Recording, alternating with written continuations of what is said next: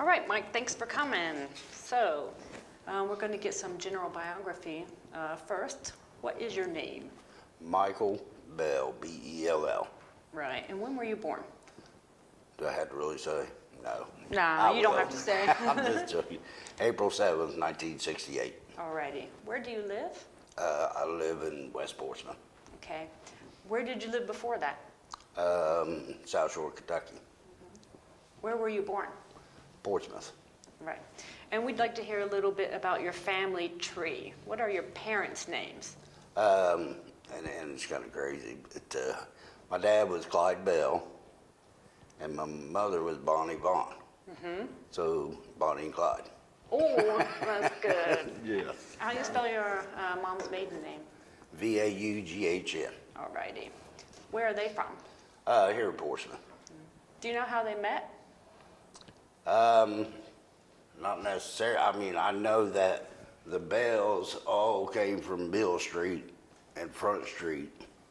And then I just found out the other day my mother lived down in that area. That's where she was raised. So they just general the same people.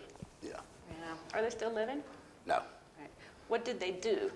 What were their jobs? My mother, she was a housewife. And my dad was a truck driver. Right. Do you have any siblings? I had 4 brothers, which 2 of us passed on. So, yeah. And what are their names? John, Jason, Brent, and James. Okay, right. Do you know when they were born? John was born in 1966. Jamie was born in 1971. Brent was born in 1974. Jason was born in 1976. Right. Good. All right. I'm all about numbers. Really? Yeah. Oh, not me. All right, let's test. How far in your family tree, how far back can you go? Well, What the names of your grandparents my on your grandparents was Clyde and Virginia Bell from Portsmouth. And that was on my dad's side. And on my mother's side, it was Charles and Mary Vaughn from Portsmouth. Now, they lived up on Finley Street, and my grandma and grandpa on the Bell side was down on Mill Street and Front Street. Right. Yeah. And what did they do? What did your grandparents do? My grandmothers, actually both of them retired from Southern Hills Hospital. My grandfather, my grandpa Bell, he passed away in 1959, but he was a truck driver. Right. And then my grandfather on my mother's side, he was a farmer, different things like that. Right, good. All right, how about your great-grandparents? Don't know too much about that. How about you? Yeah. I mean, I can go back on my phone and all the way back to 1700s. Okay, Yeah. all right. So, but I'd have to find it where it's in Okay. my phone. Yeah. All right. Do you know what they did, what their jobs were? I know that on the Bell side, we have Indian. So it goes back to the 1700s of a chief, Okay, with the interesting. Indians in the Cherokee.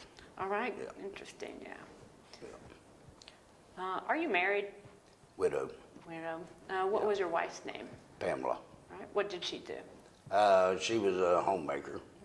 Yeah. What was her maiden name? Yop, Y-O-P-P. Right. Do you have any children? Yes. I have Aaron and Kristen. Kristen is 32, and Aaron's 30. What do they do? Well, Aaron has autism, so he lives with me. And then my daughter, she worked for a long while, but she has gastroparesis. So she lives in South Portsmouth, but she has a port in her chest and different things. She has a lot of health problems. Right. So, yeah, Do you have any grandchildren?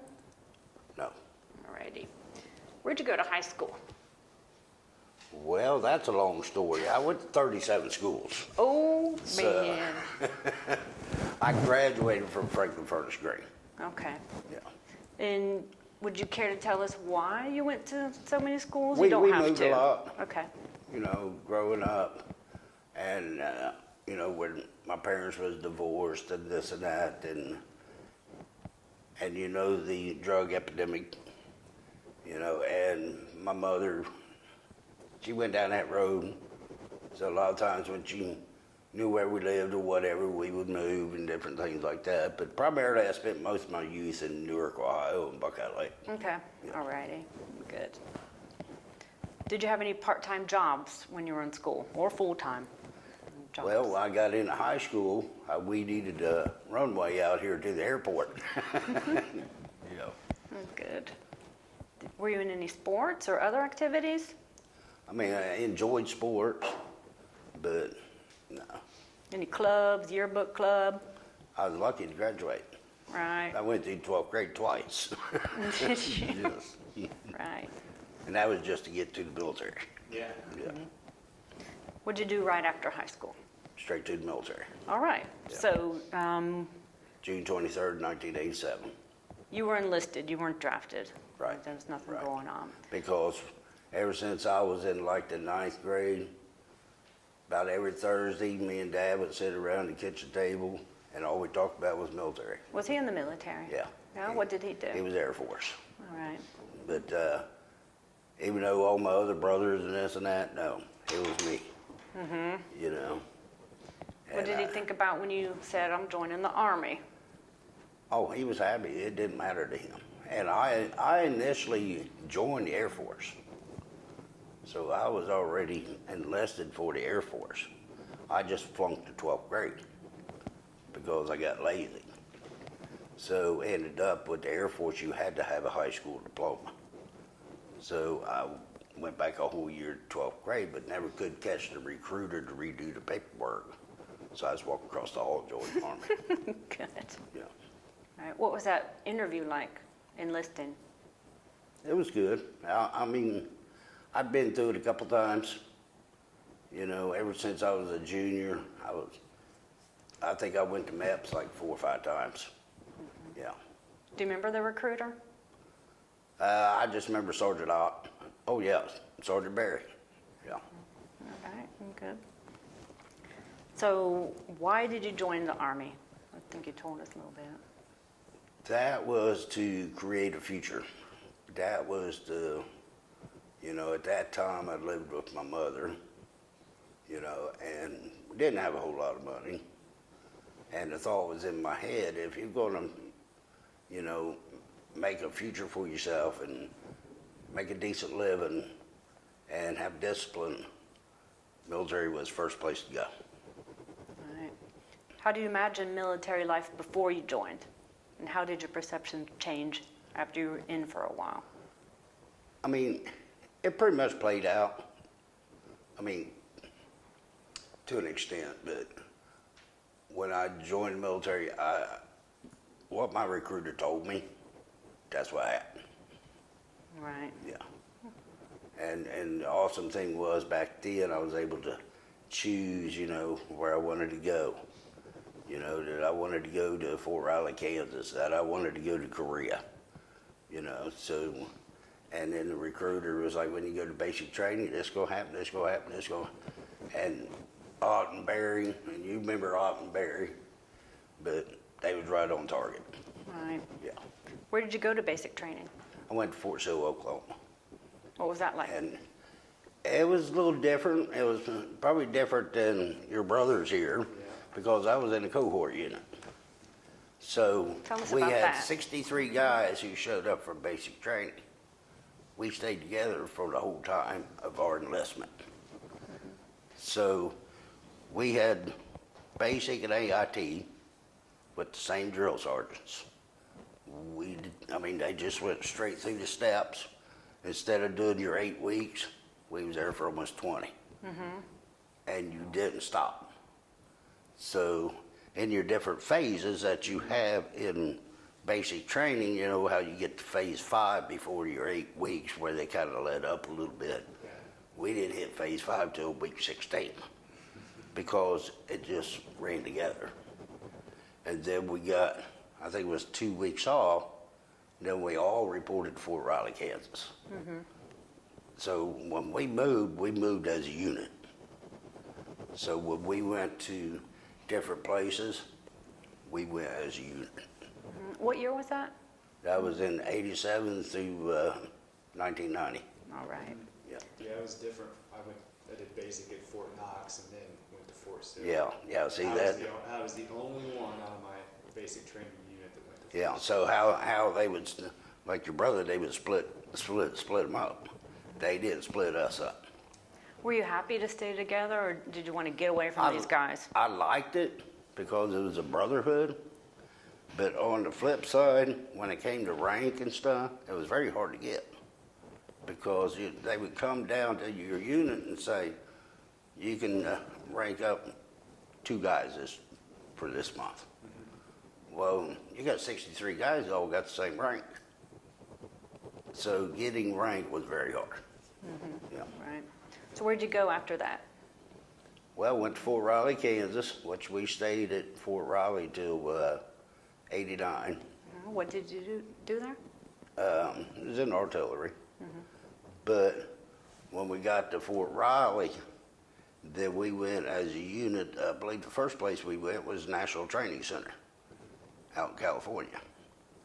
So we went there for the desert games. That's what I call them.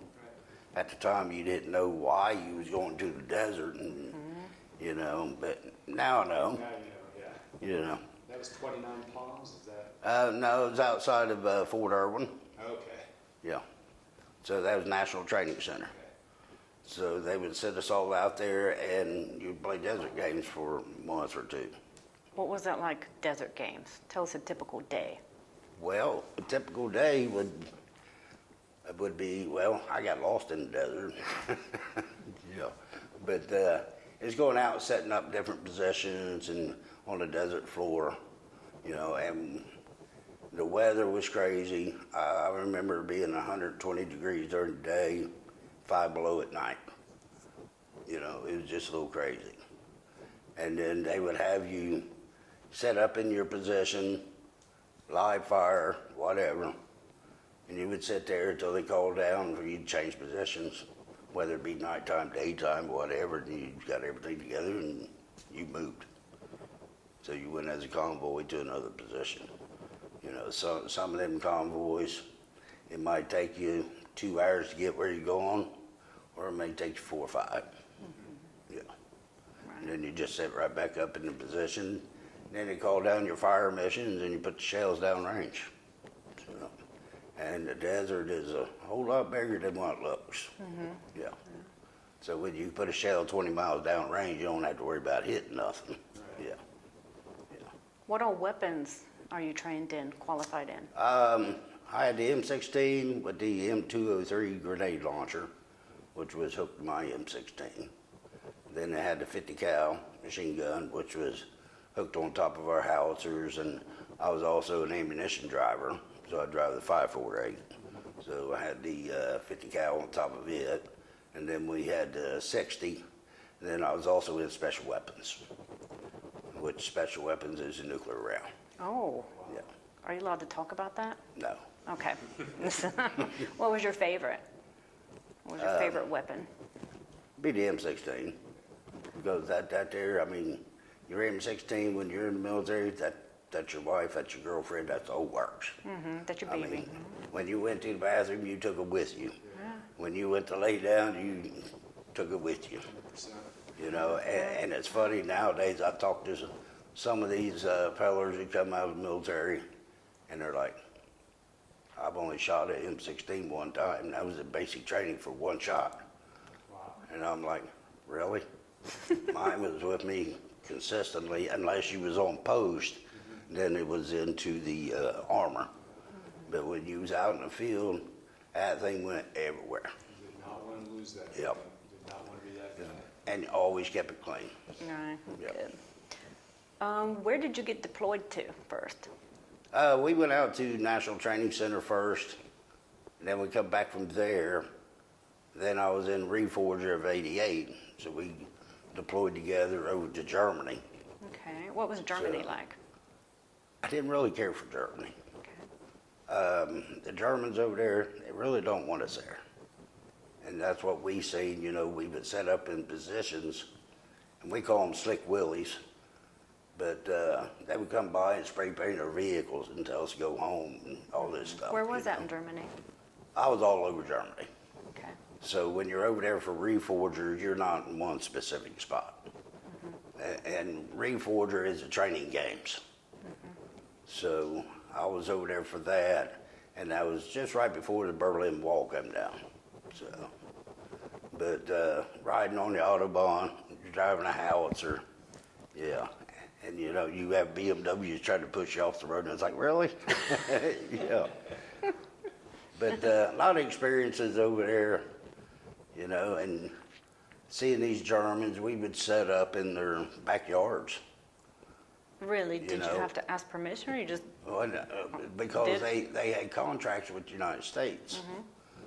And I always wondered because on the back of our howitzers, we had 8-foot spades. So you drop in spades on the ground and you back up on them and they dug holes into the ground. And then having a track, so you tear up their yards. And we set up specifically this one big old 4-story house, set up in their backyard. And we're talking, when you're setting 4 howitzers up, that's a huge area. But set up, and the next morning, the old man and old woman come out with donuts and coffee and all this, and we got talking. He said, "Oh, don't worry, the United States pays for it. They pay to fix each yard, they pay for everything." Oh, God. Yeah. So did you have much interaction with the Germans? We did. You know, going down through town, you know, with your howitzers and different things, but we also got to eat some German food. I was over there during Oktoberfest. So before I was getting ready to get on the plane to come back, we was able to go downtown and visit the tents and visit with some of the German soldiers, you know, which they're totally different than we are. Really? How's that? They're just the way they dress. You know, they had their shirts unbuttoned down to here and big old beards, and it's totally different. Yeah. So they wasn't shipshape. Right. Yeah. Disciplined. That's Right. You would think that. But it was a good time. Get to try some German beer. To be honest, I can't remember if I drank beer or not over there. I remember going to the public bath. Yeah. Yeah. Did you get much leave? We got 30 days a year, but now when I got hurt in the military, I had 45 days leave Okay. for that. What did you do when you were on leave?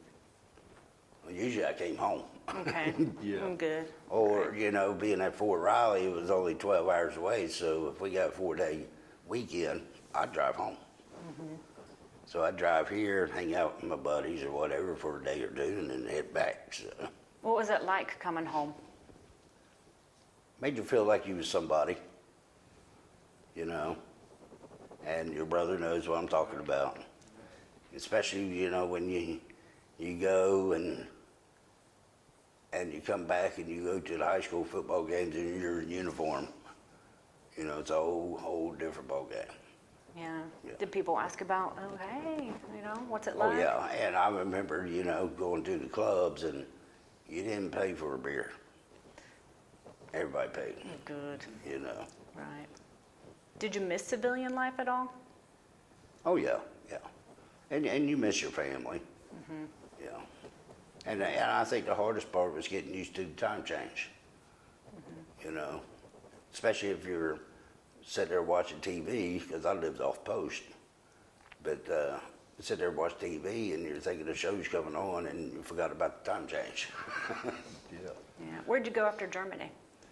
After Germany, I went to Korea. So I went to Camp Casey, Korea. Right. Yeah. So, which I opted to go there. But, What was yeah. that like in Korea, and how did that differ from Germany? Korea,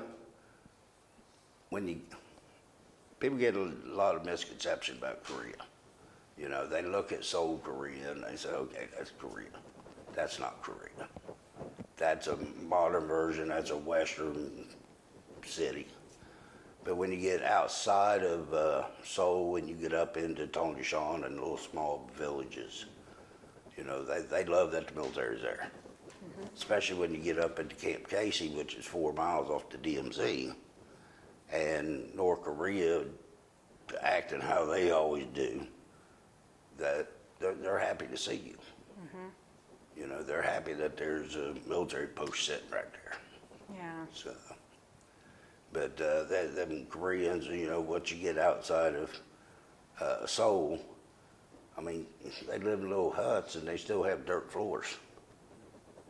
A lot of rice paddies. A lot of rice everywhere. paddies. I remember, and that was one of the main things was getting off the plane, and you could smell the human feces in the air. Oh, really? That's the first thing hit you in the That's the face. fertilizer in the rice Yeah. paddies. Yeah.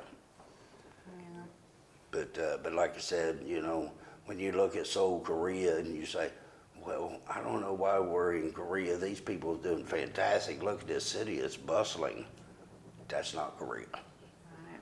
Yeah. What did you do in Korea? I was in artillery. Right. What was a typical day like? Well, it was getting up, going down and working into the motor pool. It was constantly vehicle upkeep, Okay. constant, because we was on alert all the time. And you never knew when they would blow an alert, 2 o'clock in the morning, your vehicles had to be ready to go. And they would actually have us pull out. We may go out in the field for a week or two until they tell us that the alert's over, you know. But when on our off time, we was consistently working on our howitzers, and then our ammunition carriers, which was a little bit different in Korea than what it was anywhere else, because they was loaded 24/7. So we had what they call the AHA, which was 2.5 miles on down from where our howitzers was, up against this big old it's like it was stuck in a cave area, you know, away from everything because of all the ammunition. So, but we always kept them loaded because you didn't know what was going to happen. Yeah, we had one of those, is this big cave in the side of the hill. Mm-hmm. Yeah. All of our ammo. Oh, yeah. At Camp Yep. Stanley. And it was constantly guarded. You know, you had to go pull guard duty. But yeah, we would keep our shells, you know, make sure them 5.48s was loaded, and ready to go. How far from North Korea did you get, or are you allowed to go? Well, we had a position they called Fort Papa 3, Okay. which actually sat on the DMZ. So you would do 28 days on Fort Papa 3, then they'd swap you out. But that there was a guard post. And you could actually see North Koreans and this and that, you know, and they're biting at the bits. Really? They're wanting to go. Did you see their soldiers? Yeah, you could see their soldiers. Yeah. All right. You didn't have any Yeah. combat, but No, were there no, but tension? your eyeballs, you're locked. You're locked and loaded. Did you ever go up Yeah. to Panmunjom? No, Up on the no. DMZ? no. Just over to Fort Papa 3. Yeah. And then while I was over there, that's when I think it was the 13th tunnel that they found, because the North Koreans are constantly digging tunnels. And I remember when they found that 13th tunnel, because they'd send dogs in. And then they was all booby-trapped. But they said where North Korea was locked onto Fort Papa 3, if the balloon went up, you had a 15-second lifespan. I mean, you were gone. But while they was focused on that, they was also moving troops through the tunnels. And they said, I think it was like they could move 100,000 troops in an hour or so. Yeah. So Fort Papa 3 it's a suicide mission pretty much. Dang. Yeah. Oh, man. Yeah. So do you remember any friends?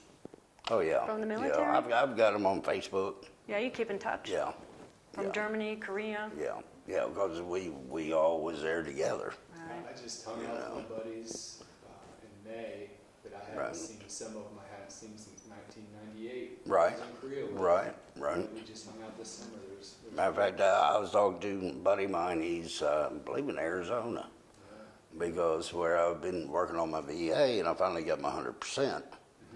And he was the one who was advising me on different things and stuff. So, Right. yeah. Good. What did you do after Korea? After Korea, I got out of the military, and I remember coming home and going down to the unemployment office. Did the same thing. Yep. But here's what they told me: you can't get unemployment because you're unemployed. And I was like, really? That's the reason why I'm here. You know, so ended up my first job coming out of the military was at the grocery store, Blackbirds. I was a carryout boy. Okay, I yeah. had that job. Yeah. So I was a carryout boy, and that's where I met my late wife there. And then after I left there, I was actually a concert promoter.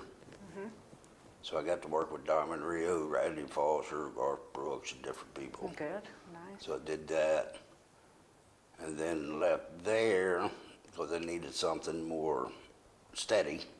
Yeah. You know?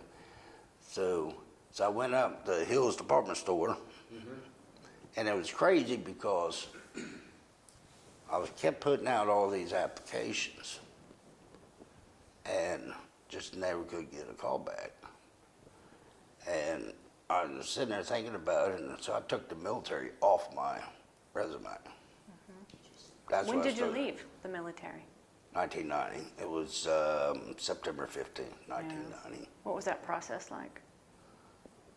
Mine was a whole lot different than everybody else's. Okay. Do you want to talk about that or no? Yeah, Don't need to. yeah.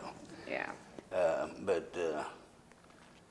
But yeah, I ended up, I took the military off of my resume, and I went up to Hills Department Store, worked there for about a year.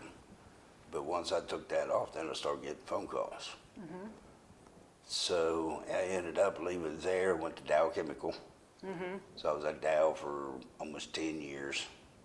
And then I left Dow and went to CSX Railroad as operations manager. So I was there for 10 years. And then when they shut down my facility in Chillicothe, then Aluchem was wanting to hire me as a plant manager. And first thing they said, what's your degree at? I said, I've never been to college.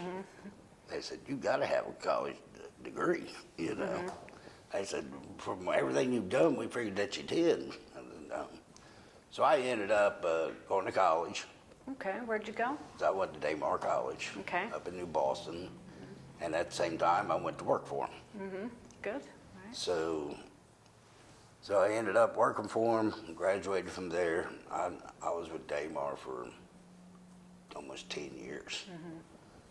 And then once they shut down, then I went to the Portsmouth Daily Times, was with them for 5 years. What did you do at the Times? I was an outside sales rep. Okay, Yeah.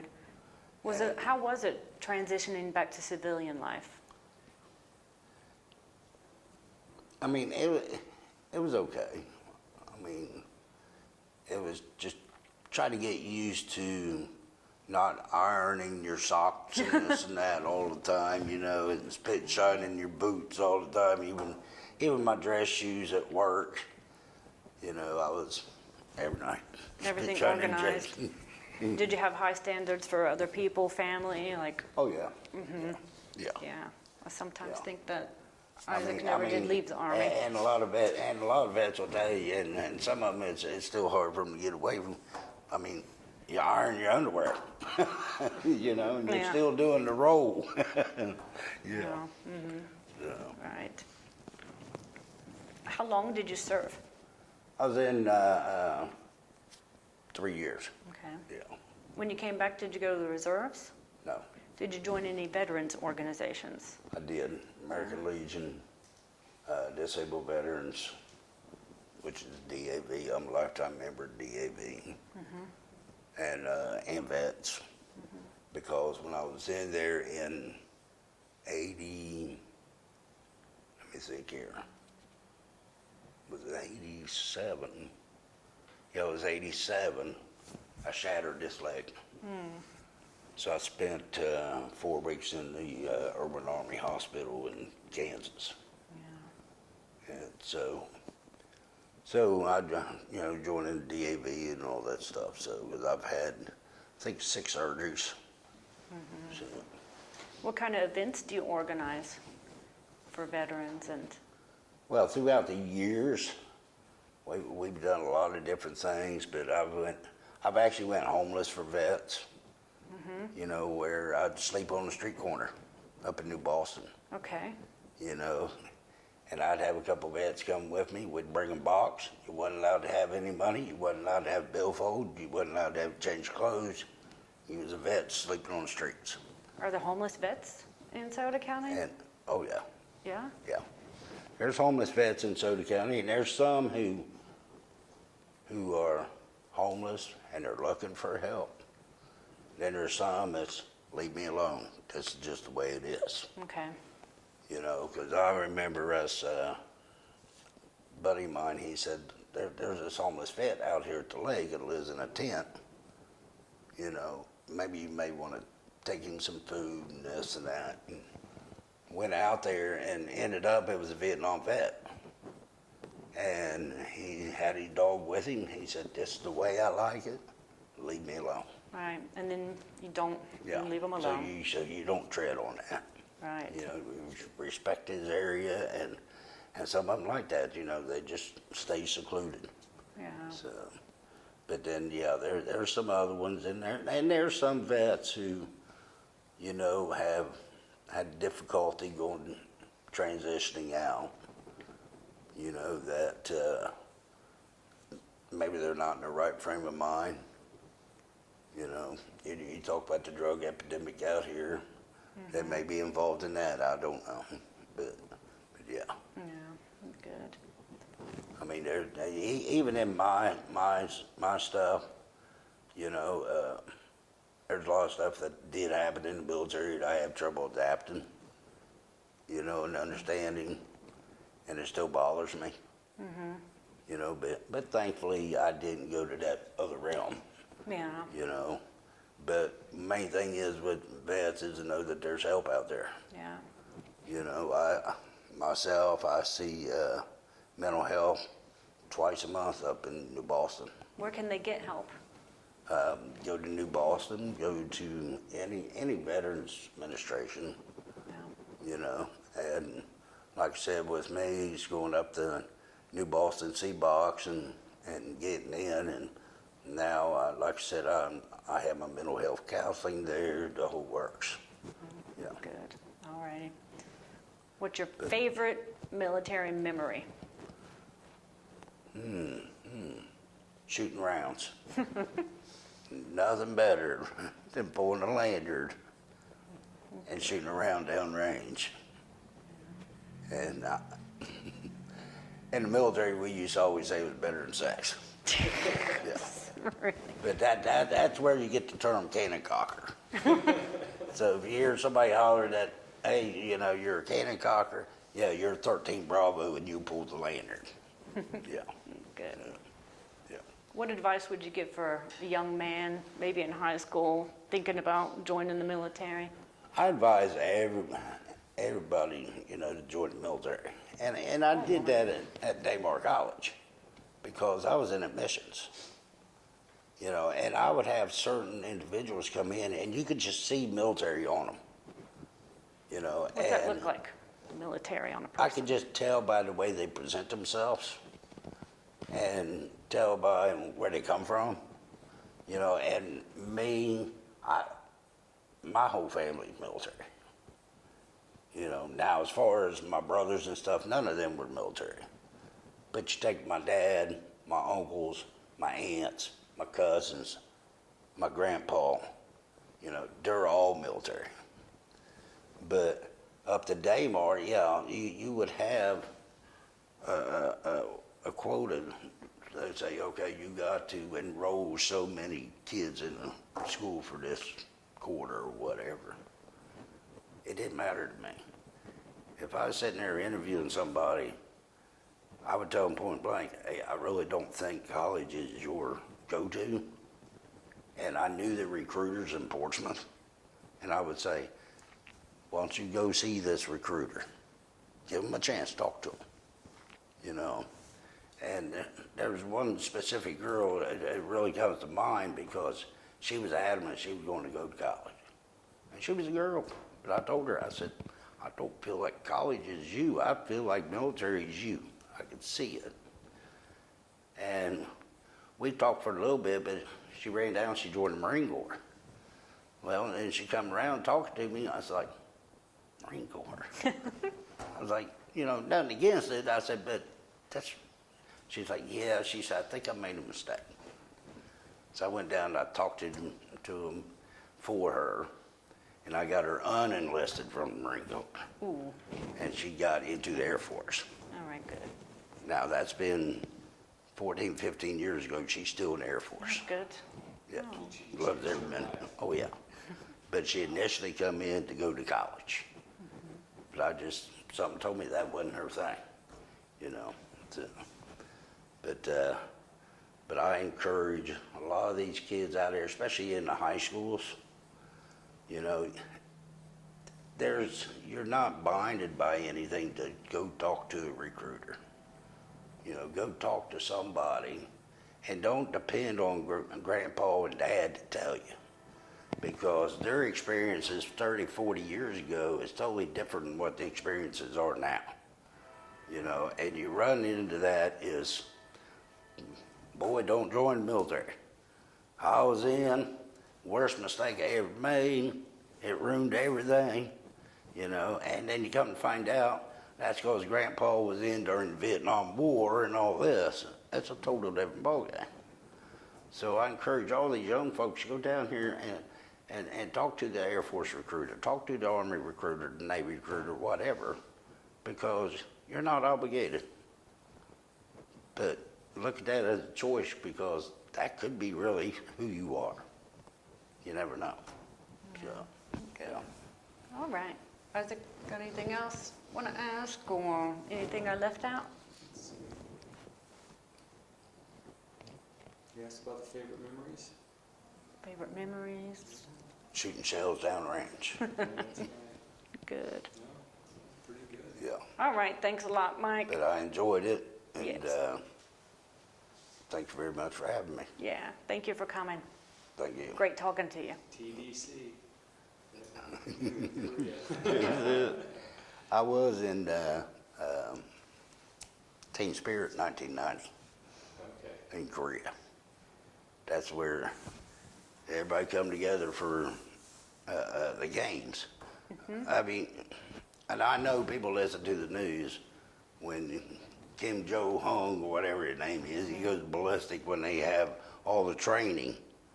Well, that was Team Spirit. Yeah.